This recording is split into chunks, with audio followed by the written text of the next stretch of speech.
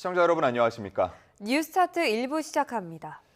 호르무즈 해협에서 정박 중이던 우리 선박에 피격으로 추정되는 폭발과 화재가 일어났습니다. 승선원 피해는 없는 걸로 확인된 가운데 정부는 인접 국가들의 구조 요청을 보내는 등 긴급 조치에 나섰습니다. 김태민 기자의 보도입니다. 어제 저녁 8시 40분쯤 호르무즈 해협 수역에 정박 중이던 우리 선박에 피격으로 추정되는 폭발이 일어났습니다. HMM이 운용하는 일반 화물선 나무호로 지난 3월 사우디아라비아 담마망에서 출항해 중국 상하이로 향하던 중 이란의 해협 봉쇄로 발이 묶인 상태였습니다. 이 폭발로 기관실 좌연에 불이 붙었고 선체 외부를 둘러싼 철판도 일부 손상된 것으로 전해졌습니다. 사고 당시 배에는 우리 국적 선원 6명과 외국인 선원 18명 등 모두 24명이 탑승해 있었지만 다행히 인명피해는 없었습니다.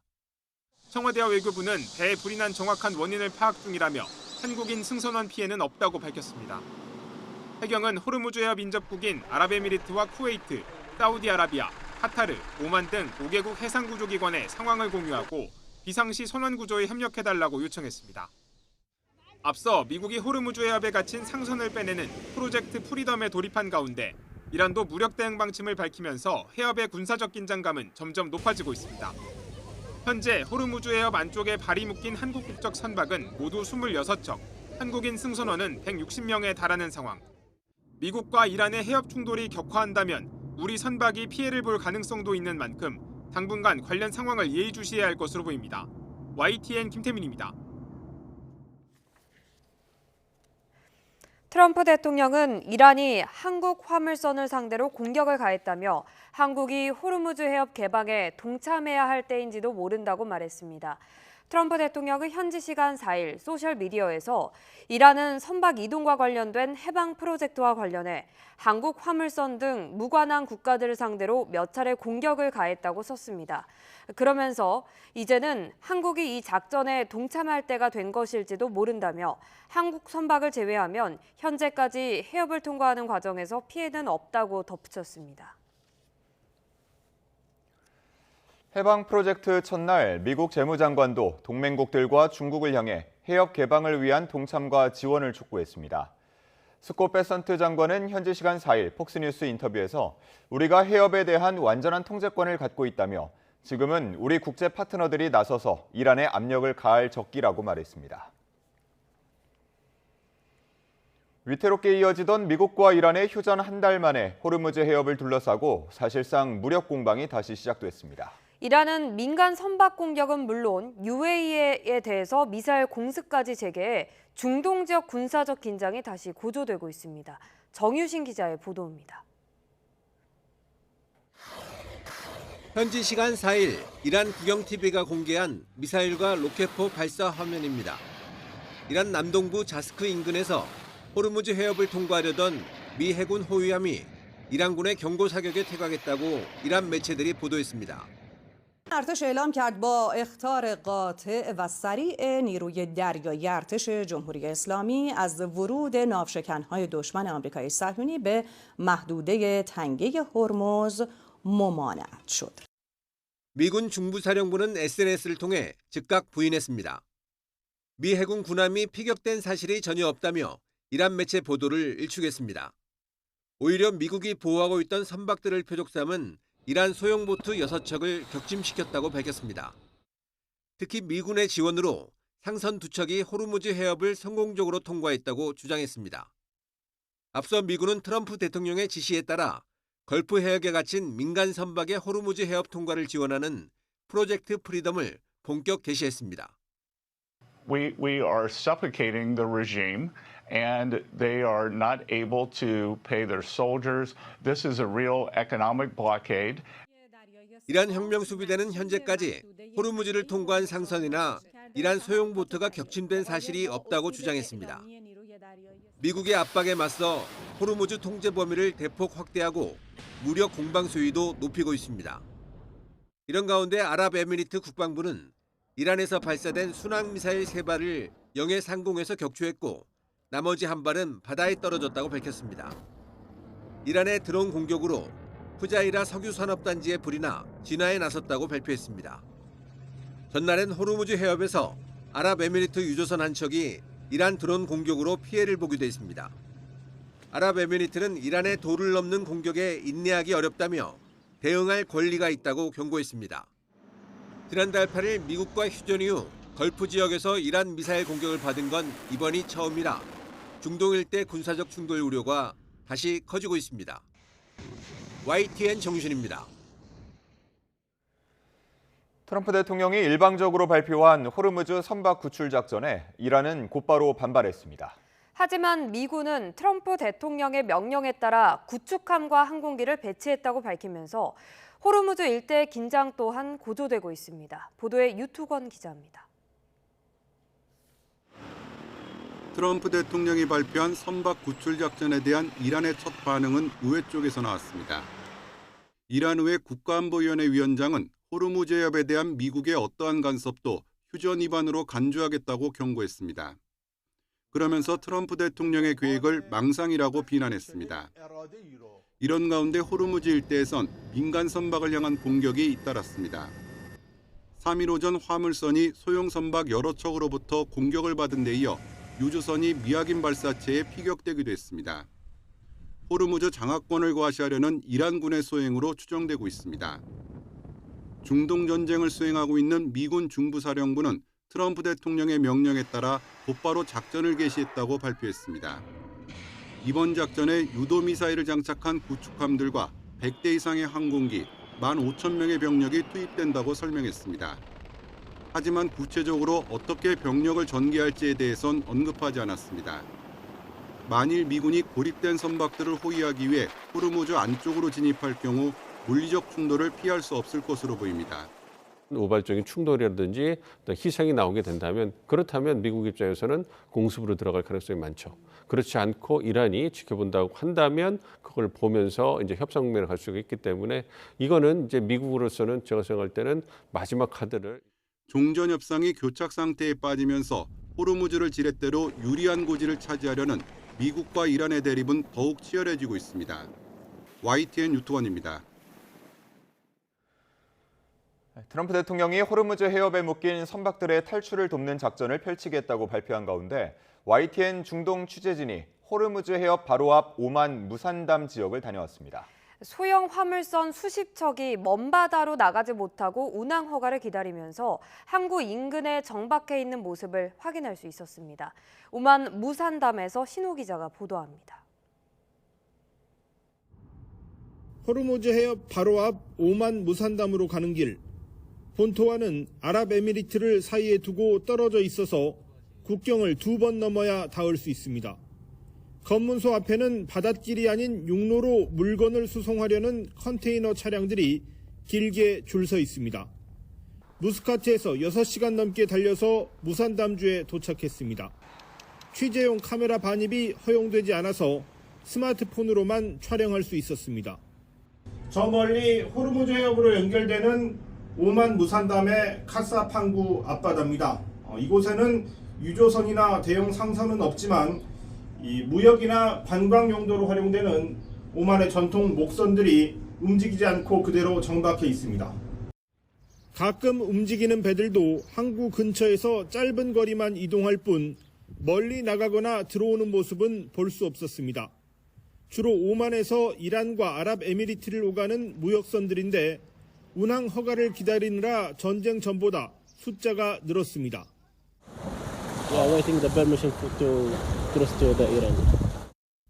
대형 유조선이나 컨테이너선은 먼 바다에 머물고 있습니다. 아랍에미리트 쪽 해안선을 따라 내려가면서 한두 척씩만 드문드문 확인할 수 있었습니다. 호르무즈 해협 안에는 상선 8,900척, 전체 선박 2,000척이 오도 가도 못하고 있습니다. 선원 수로는 최대 2만 명에 이른다고 국제해사기구는 밝혔습니다. 오만 무산담에서 YTN 신호입니다. 트럼프 미 대통령은 해방 프로젝트를 발표하며 인도주의를 명분으로 내세웠습니다. 하지만 사실상 이란이 쥔 마지막 지렛대를 무력화해 협상의 판을 흔들려는 승부수로 풀이됩니다. 권영희 기자입니다. 이란의 봉쇄와 미국의 역봉쇄가 맞물려 거대한 해상 감옥이 된 호르무즈 해협을 열기 위한 미국의 새로운 작전이 시작됐습니다. 당장 미 군함이 상선을 호위하는 방식보단 해운사와 보험사, 국가 간의 운항 경로를 미군이 직접 조율하는 프로세스에 방점이 찍혀 있습니다. 트럼프 미국 대통령은 무고한 선원들을 안전하게 빼내기 위해 최선의 노력을 다할 것이며 방해할 경우 강력하게 대응하겠다고 밝혔습니다.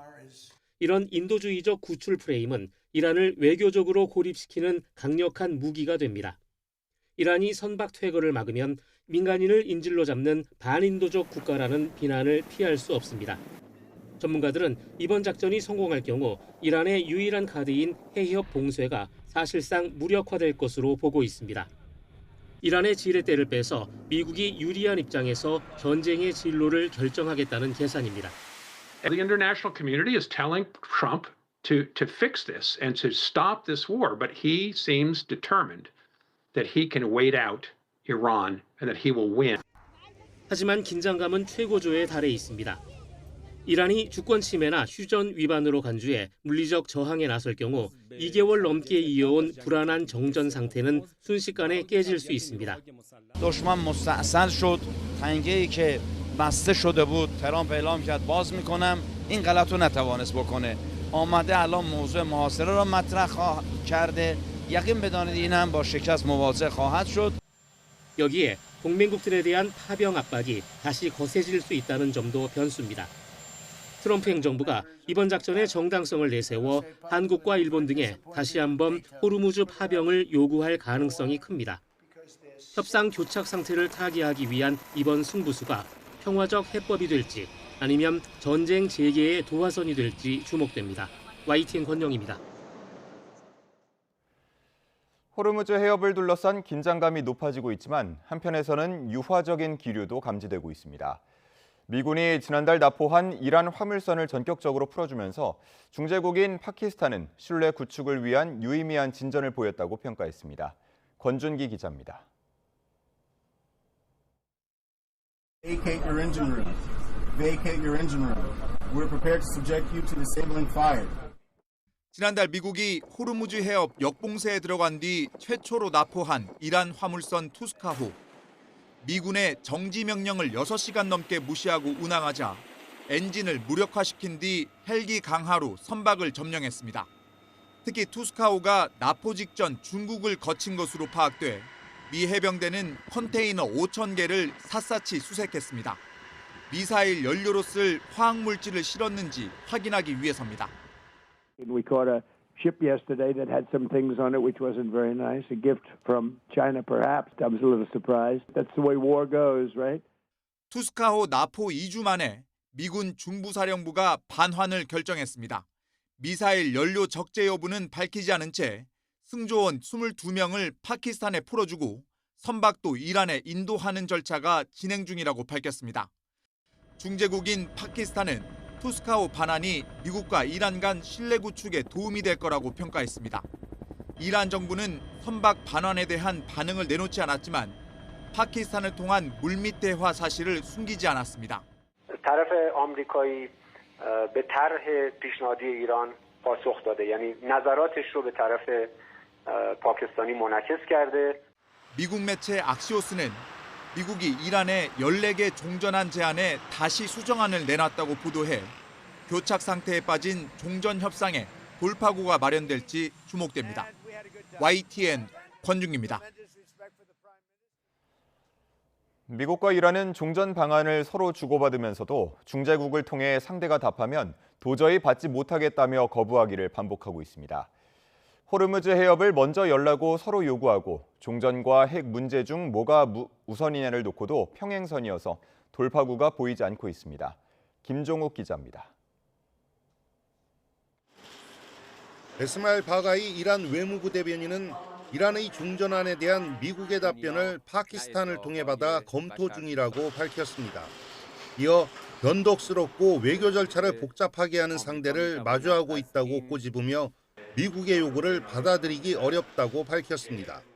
عادت آمریکا به زیاده‌خواهی و مطالبات نامعقول راحت نیست که ترک بکنن. 우라늄 농축 제한 기간과 농도 상한, 농축 우라늄 처분 등과 같은 언론 보도에 대해선 대부분 추측성이라고 일축했습니다. 결론은 복잡한 핵 협상은 종전과 호르무즈 해협 재개방을 먼저 합의한 뒤 시작하자는 입장 재확인입니다. مواردی است که صرفاً گمانه‌زنی است. ما در این مرحله در مورد هیچ چیز دیگری جز توقف خاتمه کامل جنگ. 앞서 미국이 9개 항의 종전안을 제시하자 이란은 14개 항 수정 제안으로 받아쳤습니다. 전쟁 피해 배상과 침략 재발 방지 보장, 이란 주변 철군, 미국의 해상 봉쇄, 제재 해제 등을 담은 것으로 전해졌습니다. 이란의 핵 프로그램 포기와 호르무즈 개방을 고집하는 미국의 요구와는 접점이 없습니다. 예상대로 트럼프 대통령 역시 이란의 제안에 모든 걸 검토했지만 받아들일 수 없다고 잘라놓고는 그저 잘 되고 있다고만 말했습니다. Doing very well with regard to Iran. Again, they want to make a deal. 서로 상대의 제안을 새 제안으로 되돌려주면서 퇴짜만 놓는 행태를 끝모르게 반복하는 겁니다. 꽉 막힌 이 상황에 트럼프의 일방적인 지시로 호르무즈에 갇힌 선박 탈출을 돕겠다며 개시한 작전이 이란의 반발을 더 부채질하고 있습니다. 어떤 외국군이라도 특히 침략적인 미군이 호르무즈 접근이나 진입을 시도하면 공격받을 것임을 경고한다고 이란군이 밝힌 데 이어 외무부도 입장이 같다고 못 박았습니다. YTN 김종욱입니다. 이란 전쟁 탓에 6주 미뤘던 트럼프의 중국행, 결국 전시 방중으로 가닥이 잡히고 있습니다. 경호 선발대가 수송기를 타고 베이징에 도착했고 중동 전쟁은 미중 담판의 핵심 의제로 떠올랐습니다. 베이징 강정규 특파원입니다. 베이징 수도공항에 미군 C-17 수송기 2대가 잇따라 착륙했습니다. 트럼프 대통령의 해외 방문 때마다 전용차와 경호 장비 등 선발대를 실어 나르던 기종입니다. 오는 14일로 예정된 방중을 앞두고 현지 경호 준비에 착수한 겁니다. 지난주엔 양국 무역협상 대표들의 화상회의와 외교수장 사이 전화통화가 이루어지기도 했습니다. He's not going to move to reschedule it as far as I know. I have been bringing up the Chinese relationship with Iran in my meetings with the Chinese. 앞서 이란 전쟁 탓에 6주를 미뤘던 트럼프의 중국행. 결국 전시 방중으로 가닥이 잡히고 있습니다. 중동 휴전 협상은 불발됐고 호르무즈 해협은 이란과 미국의 이중 봉쇄로 상황이 더 나빠졌습니다. 미국은 이란에 돈줄을 조인다는 명목으로 중국 민간 정유사 5곳을 제재 명단에 올렸습니다. 발끈한 중국은 부당한 제재를 따르지 말라는 첫 행정명령 발동으로 맞섰습니다. 방중에 또 차질이 생길 거란 추측도 나왔지만 사전 삿바 싸움이란 분석에 더 힘이 실립니다. If the Hormuz is still closed by the time President Trump goes to China, this issue will be high on the agenda of the bilateral talk. 5월부터 유엔 안보리 순회 의장국을 맡은 중국은 미국 일방주의를 규탄하는 국제 여론전에도 나섰습니다. 미국이 중동 전쟁을 중국과 협상 테이블로 끌고 오면서 단순 무역 담판이 아닌 국제 정세의 향방을 가를 승부처로 판이 커졌습니다. 베이징에서 YTN 강정규입니다. 호르무즈 봉쇄가 길어지자 일본은 장기전에 대비해 중동 국가들이 아닌 다른 나라에 눈을 돌리며 에너지 수입처를 바꾸고 있습니다. 당장은 전체 수급을 바꿀 정도는 아니지만 일본과 비슷한 상황인 우리도 눈여겨볼 점이 있어 보입니다. 도쿄에서 이승배 특파원입니다. 다카이치 사나의 일본 총리는 베트남 일정을 마치자마자 바로 호주로 건너갔습니다. 호르무즈 봉쇄로 커진 위기를 헤쳐나가기 위해 두 나라가 서로 힘을 합치자고 의기투합했습니다. 国際情勢が非常に厳しくて複雑になっている中、私は同志国連携の重要性を長年訴えてまいりました。Once again, we are governing in what are volatile and difficult global economic circumstances, which just underlines how important relationships between our nations are, between trusted friends and partners. 호주는 일본이 액화 천연가스 LNG를 가장 많이 수입하는 나라입니다. 일본 가스 수입 전체의 40%가량을 차지합니다. 석탄은 60%를 호주에서 사옵니다. 반대로 일본은 디젤유 등 정제 석유 제품을 호주로 수출하고 있습니다. 두 정상은 서로 필요한 물자를 안정적으로 공급하고 이유 없이 수출을 제한하지 않기로 약속했습니다. 히토류 등 핵심 광물 분야 협력도 강화하기로 했습니다. 일본 정부는 호르무즈 봉쇄가 길어지자 다른 나라로 눈을 돌리고 있습니다. 최근 중동 사태 이후 처음으로 러시아산 석유를 수입했고 미국산 원유는 수입량을 4배 넘게 늘렸다는 현지 보도가 나왔습니다. 지난달엔 멕시코에서도 원유 100만 배럴을 수입하기로 합의했습니다. 타카하시 총리가 직접 셰인바움 멕시코 대통령에게 전화를 걸어 성사시켰습니다. 일본은 그동안 95% 이상을 중동 석유에 의존해 왔는데 전쟁을 계기로 수입처를 여러 곳으로 나누어 위험도를 낮추려는 거로 보입니다. 일본의 이런 움직임이 당장 전체 수급을 바꿀 정도는 아닙니다. 하지만 단순히 단기 조달을 위해서가 아니라 에너지 안보 측면에서 단계를 밟아가고 있는 것은 분명해 보입니다. 도쿄에서 YTN 이승배입니다. 다주택자 양도소득세 중과유예 종료에 이어 개편 가능성이 제기되던 장기 보유 특별 공제와 관련해 청와대는 당연히 제도가 유지된다고 밝혔습니다.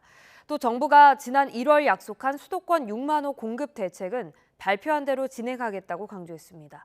정인용 기자입니다. 이재명 대통령은 부동산 양도소득세 장기 보유 특별공제 제도의 보유 부분 혜택에 대한 문제의식을 드러내왔습니다. 거주하지 않고 투기성으로 부동산을 보유했다는 이유만으로 세금 혜택을 보는 건 잘못됐다는 겁니다. 일각에선 이를 두고 장특공제의 단계적 축소, 나아가 폐지 가능성이 제기됐는데 청와대가 이에 대해 구체적인 입장을 내놨습니다. 김용범 정책실장은 실제 거주 기간에 대한 공제 혜택이 줄어든 건 전혀 사실이 아니라며 장특공제는 당연히 유지된다고 밝혔습니다. 똑같이 40%씩 적용받는 거주, 보유기간 공제 혜택에 대해 고민은 필요하다면서도 실거주 1주택자 보호는 문제가 없도록 할 거라고 못 박았습니다. 장특공제 손질을 하더라도 실거주자들에게 피해가 가지 않도록 제도를 바꾸겠다는 의미로 풀이됩니다. 김 실장은 지난 1월 공식화한 5월 9일 다주택자 양도소득세 중과유예 종료 방침 이후 시장 흐름에 대해서도 설명했습니다. 강남 3구와 용산의 주택가격이 하락한 건 우리 주택시장 흐름이나 역사에서 볼 때 매우 이례적이라며 자산 불평등 완화 관점에서도 긍정적이라고 평가했습니다. 또 오는 9일 이후 주택가격 전망을 두곤 정부의 세제 관련 입장이 시장에 전달되고 있다며 가격이 완만하게 상승할 거라고 내다봤습니다. 김 실장은 지난 1월 29일 내놓은 수도권 주택 6만 호 공급 계획과 관련해선 일정에 맞게 공급이 이뤄지도록 노력하겠다고 강조했습니다. YTN 정인용입니다. 6월 지방선거가 한 달 앞으로 다가온 가운데 여야 선거전도 본격화하고 있는데요. 민주당은 윤석열 퀴즈 퇴출을 전면에 내세웠고 국민의힘은 이재명 정권 심판론을 기치로 잡았습니다. 김다연 기자입니다. 이재명 정부 출범 이후 꼭 1년 되는 날인 6.3 지방선거를 한 달 앞두고 민주당은 부산 표심 다지기에 주력했습니다. 보수 결집으로 불리는 이른바 동남풍에 맞서 낙동강 전선 탈환에 사활을 걸었는데 국민의힘이 윤석열 부역자들에게 꽃가마를 태운다고 직격했습니다. 윤석열의 부활입니까? 또다시 내란을 추진하려는 내란 추진당입니까?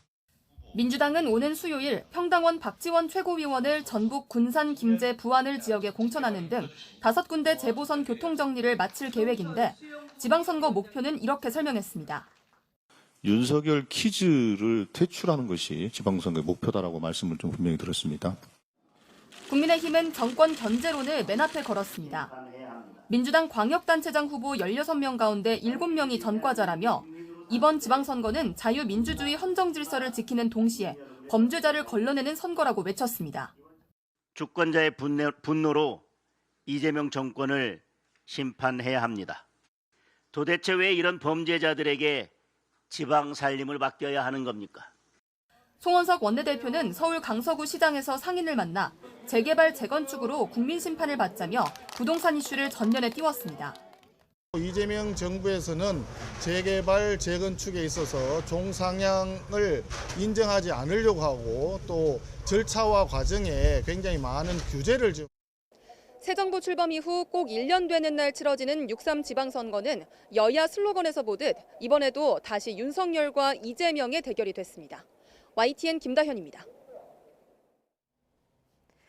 방첩사령부가 2024년 상반기부터 비상계엄을 준비했다는 정황을 2차 종합특검이 확인했습니다. SNS에 수사 관련 소회와 사진을 올려 논란이 된 종합특검 특별수사관은 감봉 1개월의 징계를 받았습니다. 임예진 기자가 보도합니다. 윤석열 전 대통령의 내란 사건을 심리한 1심 재판부는 윤 전 대통령이 계엄 선포 이틀 전 구체적인 이행에 나섰다고 판단했습니다. 앞서 내란 특검은 이른바 노상원 수첩을 근거로 적어도 2023년 10월 이전부터 계엄이 모의됐다고 주장했지만 받아들여지지 않은 겁니다. 그런데 사건을 넘겨받은 종합특검이 최근 장기간에 걸쳐 계엄이 준비됐다는 또 다른 정황을 포착했습니다.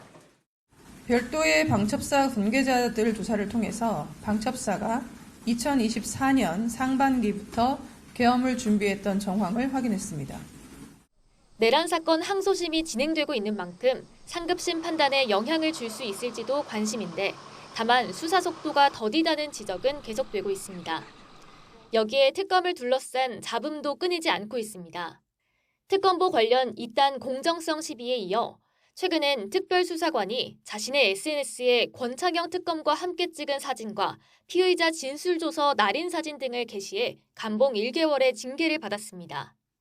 앞서 권영빈 특검보도 검찰과 자료 제출 문제로 갈등을 빚은 뒤 특검 내부 검토 사항을 개인 SNS에 올려 부적절하다는 지적이 제기된 바 있습니다. 이에 대해 특검팀은 내부 검토용이지만 대외적으로 표명할 가치가 있다고 판단했다며 별도의 징계는 하지 않았다고 밝혔습니다. 오는 25일 1차 수사기간이 종료되는 가운데 특검이 거듭되는 구설수를 넘어 성과를 낼 수 있을지 주목됩니다. YTN 임혜진입니다.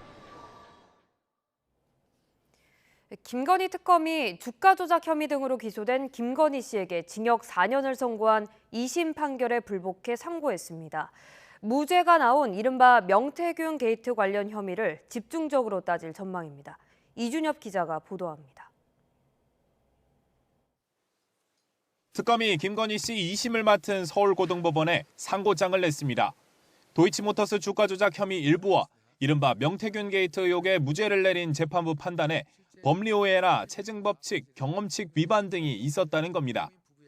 특히 주가 조작과 관련해서는 부당이득액 산정이 불가능하다고 본 부분을 반박했고 명태균 씨가 여론조사를 여러 곳에 제공했다는 이유로 윤석열 전 대통령 보부만 얻은 특별한 이익이 아니라고 본 판결에 대해서도 지적했습니다. 앞서 항소심 재판부는 징역 1년 8개월을 선고했던 1심보다 형량을 높여 징역 4년에 벌금 5천만 원형을 선고했습니다.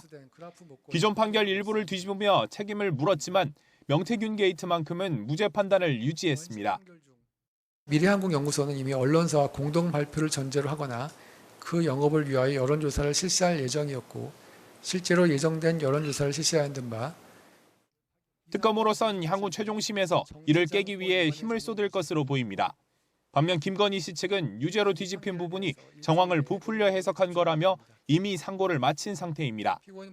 징역 2년을 선고받은 권성동 전 국민의힘 의원, 1년 6개월을 받은 윤영호 전 통일교 세계본부장, 무죄와 공소기각을 선고받은 김예성 씨 등에 대해서도 줄줄이 상고가 이뤄져 이르면 3개월 안에 대법원에서 결론이 나올 전망입니다. YTN 이준엽입니다.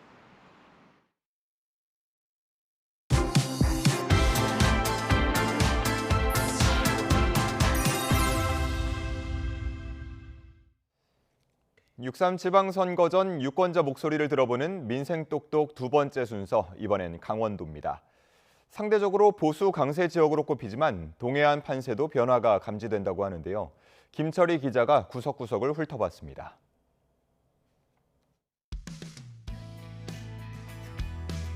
(3년) 전 바뀐 새 이름 강원특별자치도. 농업 중심 접경지라는 오랜 편견을 넘어 미래 산업 중심지를 꿈꾸는 도민 염원이 고스란히 담겼습니다. 빠르게 변한 지역 상황만큼 표심도 출렁여 왔습니다. 지난 2010년 지방선거부터 내리 3번 민주당 계열 정당의 도지사를 선택했던 강원이지만 지난 2022년 지방선거와 지난 대선에서는 국민의힘에게 더 많은 지지를 보냈습니다. 과연 이번에는 누구 손을 들어줄까요? 4년은 너무 짧다며 재선에 도전하는 국민의힘 김진태 후보에 맞서 민주당은 이재명 청와대 출신 우상호 후보에게 1호 공천장을 안겼습니다. 감자만 팔던 강원도에서 첨단 미래 산업으로 완전히 산업 지도를 바꾸고 있습니다. 많은 국민들이 이재명 대통령 한 분만 바뀌었을 뿐인데 국가가 이렇게 달라질 수 있느냐라고 얘기합니다. 먼저 태백 산맥 동쪽 영동지방입니다. 최대 도시 강릉은 한 번도 민주당의 단체장 자리를 허락하지 않은 보수 텃밭입니다. 저희 앞으로도 고생하고 일 좀 많이 해주셨으면 모든 보수 그래도 신뢰감이 가잖아요. 이번 돈 푸는 거 다 좋아. 그렇지만 선거 끝나고 또 이러거든. 하지만 이재명 정부가 하는 걸 보니 민주당이 불리하지만은 않을 것 같다. 달라진 분위기도 읽힙니다. 뭐 지금 정부가 못하는 것도 있지만 또 잘하는 것도 있으니까 그래서 반발이 되고. 그렇지 뭐 사람 다 잘할 수 있나. 조금 더 깊숙이 양양 어촌마을 민심도 엿봤습니다. 최근 유입된 젊은 층이 새바람을 주도한다는 평가입니다. 젊은 사람들은 좀 많이 바뀌는 추세인 것 같기는 하더라고. 이번에는 영서지방의 대표 도시 춘천입니다. 서울과 가깝고 유입 인구도 많아 수도권과 투표 성향이 비슷하다는 평가인데요. 실제 2018년 지방선거부터 민주당 소속 시장을 선택해왔습니다. 대한민국을 덮친 비상계엄과 탄핵은 진보 우위 흐름을 더 단단하게 다져놨습니다. 계엄 이후로 이미지가 아직 쇄신하지 못하긴 한 것 같아요. 자영업자들은 그 계엄 시기에 체감을 했거든요. 미워도 다시 한번 견제와 균형을 위해 보수의 힘을 실어주겠다는 시민도 적지 않습니다. 장동혁인지 공식인지 그거 그 사람 때문에 그래서 그렇지 김진태 지사님 자체는 괜찮죠. 강원특별자치도 출범 이후 개선된 경제적 여건과 반대로 인구 감소 문제는 여전한 숙제입니다. 발전과 정책, 기로 앞에 선 강원도민들, 선택의 시간이 다가오고 있습니다. YTN 김철입니다. 북한 여자축구클럽이 이번 달 남측에서 열리는 국제대회에 참석하기로 하면서 북한 선수단이 8년 만에 남쪽 땅을 받게 됐습니다. 남북을 적대적 두 국가로 선언한 뒤 일체의 교류를 중단한 상황에서 방남 결정을 내린 의도에도 관심이 쏠리는데요. 이종원 기자가 짚어봤습니다. 한달음에 달려가 김정은 국무위원장을 애워싸고 환호하는 어린 선수들. 지난해 17세 이하 여자 월드컵에서 우승컵을 들어올린 선수단을 김 위원장이 직접 격려하는 모습입니다. 영예의 이를 쟁취한 여자 축구 선수들과 감독들을 만나시고 그들을 한 품에 안으시고 깊은 사랑의 화폭을 남기시었습니다. 국제대회에서 큰 성과를 올린 북한 여자 축구가 김 위원장의 각별한 관심을 받는 걸 보여준 대표적 장면으로 지난해엔 평양에서 첫 길거리 응원이 등장하기도 했습니다. 아시아축구연맹 AFC 여자 챔피언스 리그 준결승전을 치르기 위해 오는 17일 남한을 방문하는 내 고향 여자축구단도 자국 리그를 제패한 경험이 있는 강팀으로 평양을 연고로 두고 있습니다. 앞선 조별리그에서 준결승 맞상대인 수원FC 위민을 이미 3대0으로 안파했는데 이 같은 자신감이 이번 방남 결정의 배경이란 분석이 나옵니다. 김정은 체제에서 체육은 단순한 오락이 아닌 국가 역량의 척도입니다. 이번에 실력에 기반한 우월성을 보여줌으로써 국제규범을 따르는 정상적인 스포츠 강대국이라는 이미지를 구축하려는 의도가 있어 보입니다. 북한 스포츠 선수단의 남한 방문은 지난 2018년이 마지막이었습니다. 무엇보다 김 위원장이 2023년 말 남북을 적대적 두 국가 관계로 선언한 이후 첫 방남이란 점에서 이번 방문 선수단은 집중적인 관심의 대상이 될 것으로 보입니다. 선수단을 이끄는 리우일 감독도 과거 국제대회에서 남측 기자들에게 북한 국호와 관련한 항의를 하면서 잘 알려진 인물인데 이번에도 비슷한 상황이 연출될 가능성이 큽니다. 국가 대 국가 간의 관계에서 어긋나는 여러 가지 의전이나 아니면 절차나 이런 부분들에 대해서는 매우 강력하게 반발할 거다. 정부는 북한 선수단의 방남과 관련해 관련 절차에 따라 행사 지원엔 소홀함 없이 준비하겠다면서도 AFC가 주관하는 국제대회인 만큼 개입은 최소화하겠다는 방침을 밝혔습니다. YTN 이종원입니다.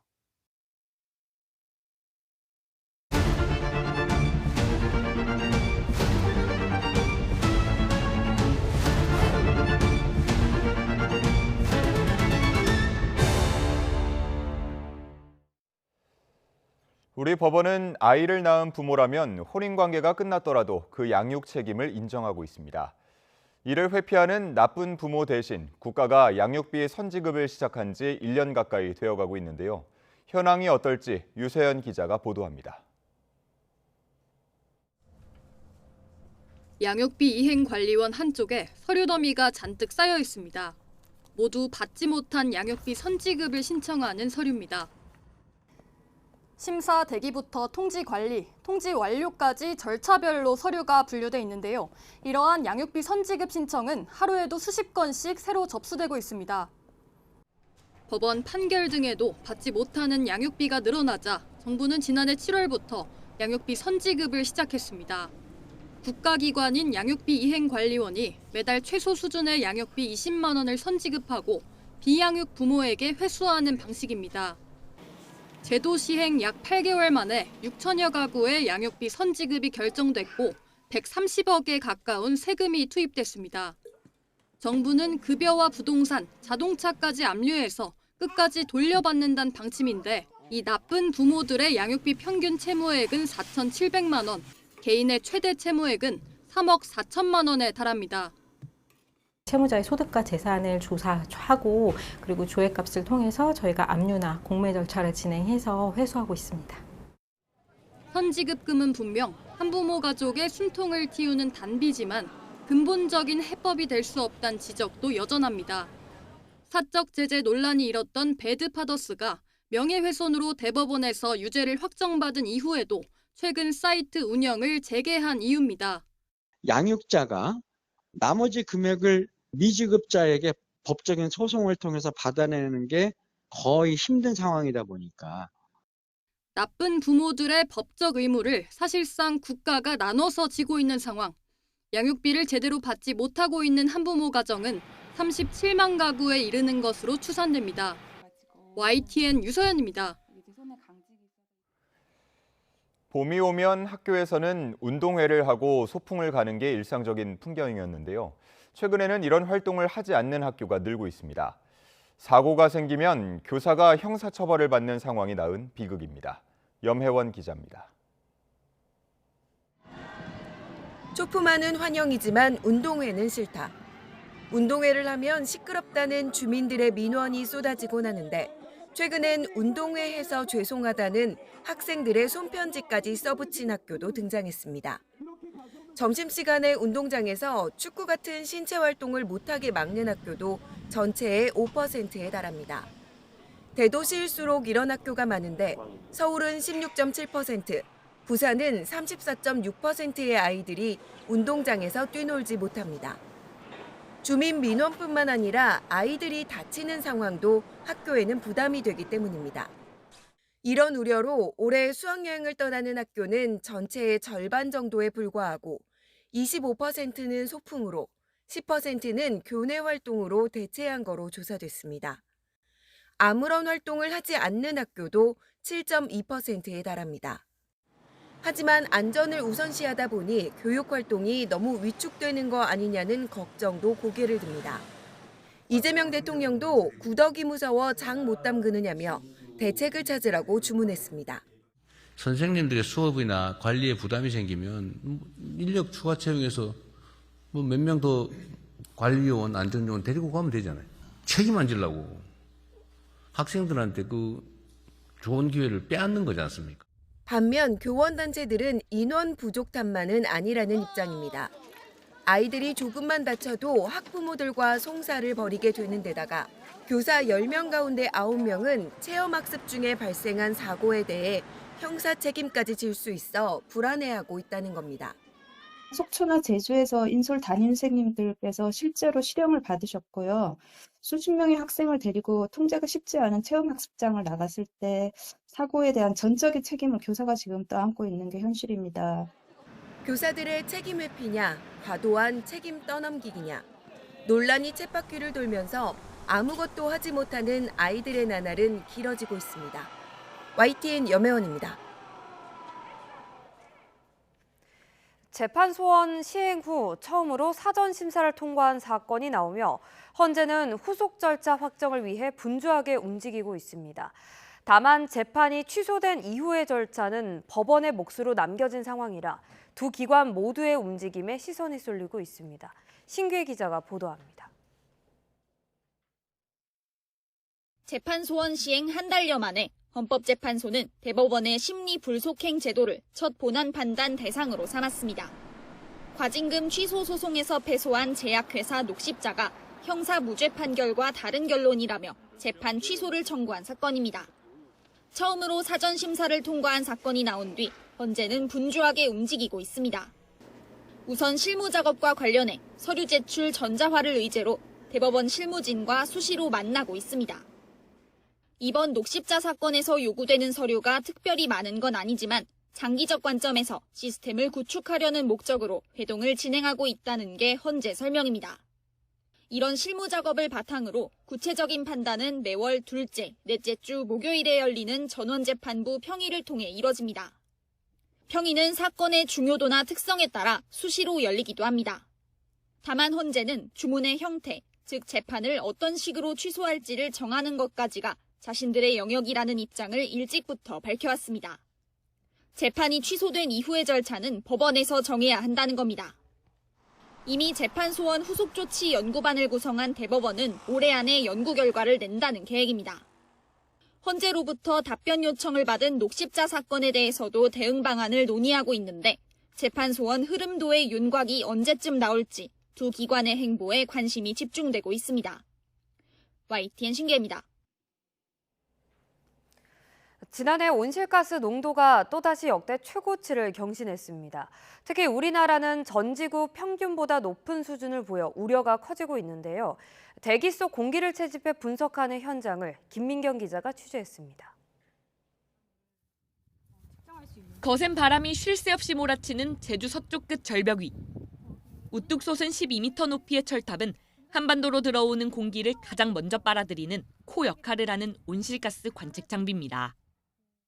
철탑 꼭대기에서 채집된 공기는 배관을 따라 연구실로 내려와 영하 80에서 90도의 냉각 과정을 거칩니다. 공기 속 수분을 얼려 제거한 뒤 순수한 온실가스만을 측정하기 위해서입니다. 제주 고산을 포함해 안면도와 울릉도 등에서 관측한 지난해 우리나라 이산화탄소 농도는 432.7ppm. 전년 최고치를 넘어 또다시 사상 최고를 기록했습니다. 전 세계 평균보다도 높고 증가폭도 최근 10년 내 두 번째로 큽니다. 이산화탄소뿐 아니라 아산화질소와 육불화학 등 주요 온실가스도 관측 이래 최고치를 기록했습니다. 우리나라의 이 지점의 특징상 중국과 동아시아의 영역을 받는 이 지역에서 항상 이 정도의 고농도가 발생하고 있고 각 지역마다 특징이 있다는 말씀을 드리겠습니다. 한반도는 산업과 인구가 밀집된 북반구 중위도에 속해 온실가스 배출 영향이 큰 지역이기 때문입니다. 이처럼 온실가스가 계속 증가하는 가운데 정확한 관측의 중요성이 커지고 있습니다. 기상청은 주요 관측 지점에서 장기 감시를 이어가며 국제 기준에 맞는 관측 체계를 유지하고 있습니다. 최근에는 위성 관측 자료까지 연계해 감시망을 입체적으로 확대하고 있습니다. 100년 이후의 기후변화 전망을 예측하기 위해서는 현재의 지구대기 감시 정보가 필수적이라고 할 수 있겠습니다. 이러한 정보들은 국가의 탄소 중립 정책에 반영이 되고 있습니다. 기후위기의 흐름을 보여주는 관측 데이터. 24시간 이어지는 정밀한 관측은 기후재난에 대응하기 위한 중요한 토대를 이룹니다. YTN 김민경입니다.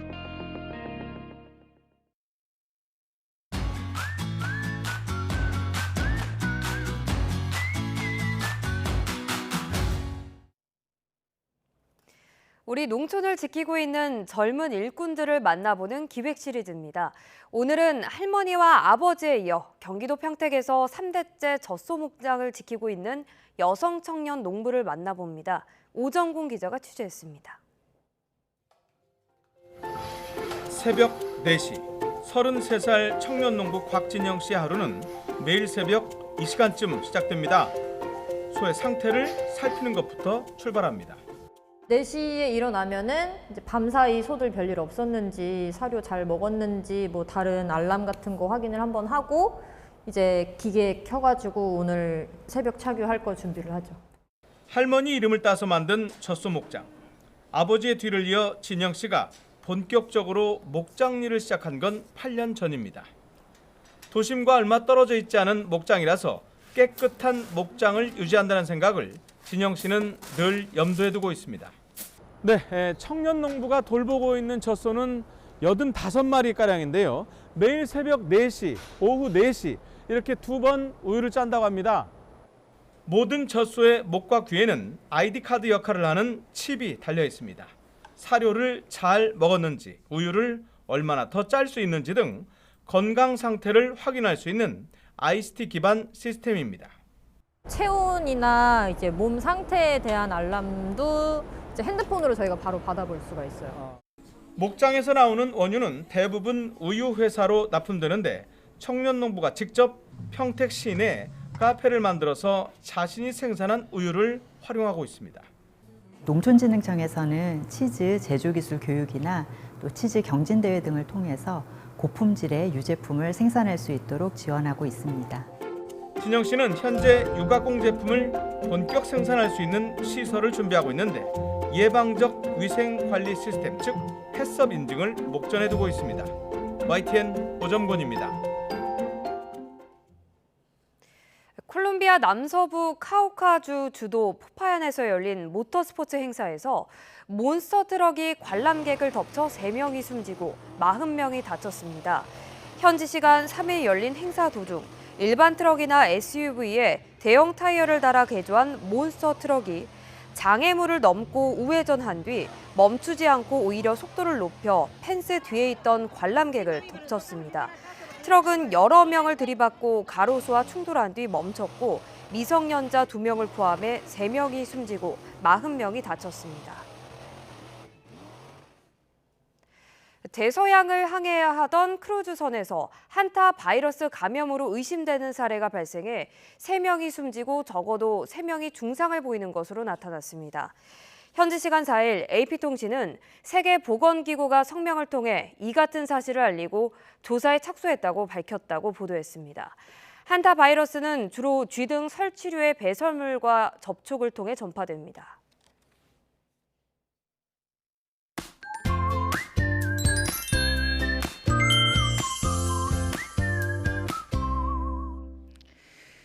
어린이날이자 절기 입하입니다. 큰 일교차만 유의하신다면 나들이하기 좋겠는데요. 현재 서울 기온은 8.7도로 쌀쌀하지만 낮에는 22도까지 올라서 따뜻하겠습니다. 일교차가 15도 안팎까지 크게 벌어지니까 겉옷 꼭 챙기시길 바랍니다. 오늘 전국의 하늘이 맑겠고 미세먼지도 양호할 것으로 보입니다. 현재 기온 살펴보면 춘천이 4.9도, 안동 4.1도, 대구가 6.7도로 어제보다 기온이 낮아서 쌀쌀한데요. 낮에는 지금보다 기온이 크게 오릅니다. 서울 22도를 비롯해 청주와 대전도 22도, 대구 23도까지 올라서 따뜻하겠습니다. 목요일에는 중부지방에 비가 내리겠고 당분간 일교차 큰 날씨는 계속될 전망입니다. 날씨였습니다. 뉴스타트 2부 잠시 뒤에 이어집니다.